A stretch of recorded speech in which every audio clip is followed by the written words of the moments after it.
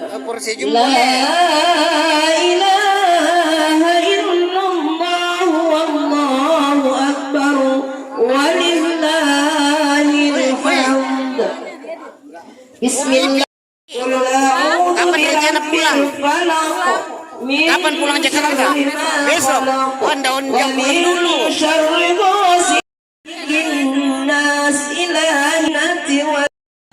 Bismillahirrahmanirrahim. Alhamdulillahi rabbil alamin. Mampun terus.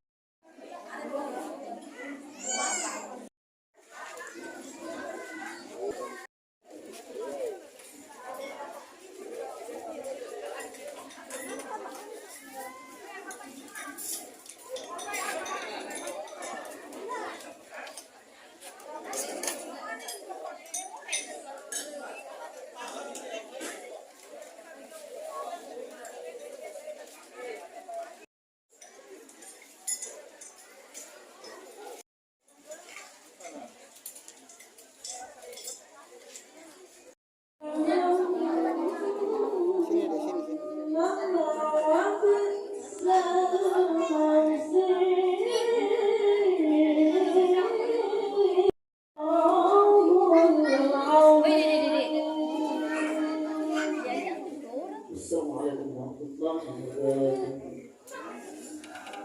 Selamat datang bersama kita pada malam hari ini akan kita doa yang kita bacakan dan doa al-Harumah ini akan memberikan doa sekaligus kita siasati hidup ini ya, menjadi pelajaran, menjadi ikhtiar ternyata bahwa kita juga akan menyusul. Oleh itu kita persiapkan diri kita ini semuanya. Kita perbaiki hablum min Allah wa hablum minan nas. Terutama ini hablum minan nas ini baru dimulai karena kita ini bersaudara semua ini. Di Maluku ini tidak ada orang lain, kita semua saudara. Baik yang berasal dari Pulau Jawa, dari Pulau Sumatera, dari Timur, dari Ambon, semuanya kita ini satu saudara keluarga besar. Oleh karena itu ya, kita harus perbaiki hubungan silaturahmi kita. Orang Manado bilang orang sama bersaudara. Oke, hablum minan nas perlu kami dekatkan sedikit karena ini juga barangkali yang suruh itu lebih memanfaatkanlah nikmat sehat itu dengan baik supaya jangan kau berandai-andai di saat sudah sakit. Budak tahu bapak ibu keluarga ke makula mi masaki mana nak kenna mali kena sulena kenna pejamuri tu nama mali kena. Nah, ini penting bapak ibu ya. Kemudian yang tidak kalah penting lagi kita syukuri malam ini adalah yang ketiga adalah nikmat kesempatan. Saya sangat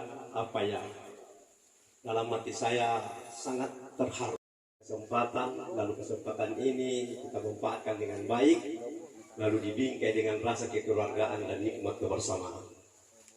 Ya, sehingga dengan nikmat-nikmat itu kita hadir untuk bersama dan mempersamai keluarga kita, saudara sahabat kita yang lagi dirundung duka cita karena meninggalnya orang yang terkasih, yang tersayang, yang terdekat pada diri saudara kita Bapak Dr. Insinyur Bangun Tengku Padang MM dan bersama dengan keluarga dan anak-anak. Dan khusus kita yang beragama Islam, kita sampaikan salam selawat buat Rasulullah Nabiullah Muhammad sallallahu alaihi wasallam. Allahumma salli ala Muhammad wa ala ali Muhammad. Nabi yang Allah utus ke dunia ini untuk menjadi contoh yang baik dalam berbagai aspek hidup dan kehidupan kita sebagai orang Islam, termasuk apabila kita berduka karena ditinggalkan oleh orang yang kita cintai dan yang mencintai kita. Nanti saya kasih lihat bagaimana Nabi memberikan contoh yang terbaik untuk itu. Dan buat almarhumah ibunda yang tercinta Ibu Boyan binti Pasar, kita ucapkan innalillahi wa inna ilaihi raji'un. Bapak dan Ibu segenap keluarga, para jamaah yang dirahmati Allah, malam hari ini saya akan menyampaikan. Ya, jadi kata takziah ini Bapak Ibu, hikmahnya atau pengertiannya ada 3. Takziah yang pertama itu diambil dari bahasa Arab, yaitu takziah yang artinya menghibur. Jadi apa yang sangat takziah dan kesalangan Bapak Ibu keluarga artinya ya sudah menjadi suatu kenyataan dan menjadi bagian daripada perasaan manusia. Apabila ditinggalkan oleh orang yang dicintai dan yang mencintainya, pasti membawa duka cita yang mendalam. Maka disitulah sebabnya dibutuhkan yang namanya penghiburan, supaya orang yang berduka ini paling tidak, kalau dukanya tidak bisa hilang tapi berkurang dengan adanya penghiburan itu. Nah, lalu kemudian pertanyaannya adalah penghiburan itu datangnya dari siapa? Itu penghiburan Bapak Ibu datangnya ada 3. Pertama sekali adalah penghiburan dari Allah Subhanahu wa Ta'ala.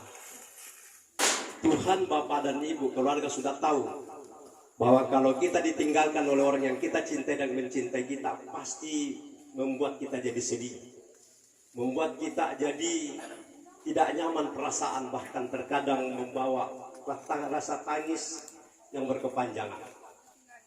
Maka Allah tahu itu, bagaimana dia bisa menerima kenyataan itu.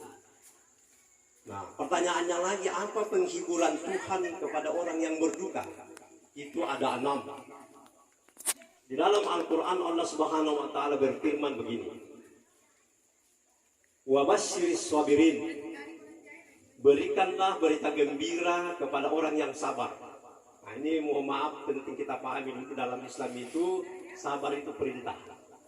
Dalam Quran surah Luqman ayat 31 Allah berfirman, wasbir ala ma aswabaka inna zalika min azmil umur.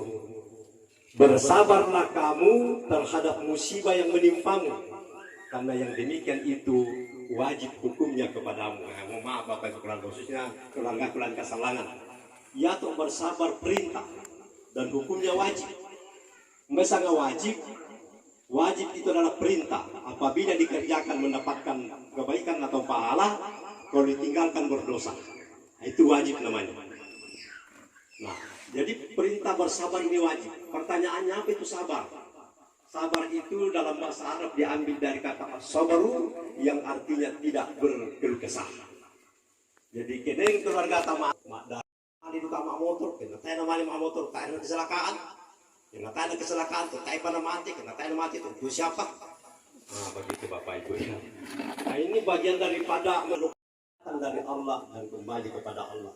Dan tidak ada orang mati kalau bukan takdir dan sampai ajal yang Tuhan tentukan. Itu namanya sabar. Jadi tidak berkeluh kesah. Kayak mudah banget dicari talaku. Di pasune bangun aku mula ta'ala kesusi menjanji. Itu namanya sabar. Kalau di muka ada tapi prakteknya susah.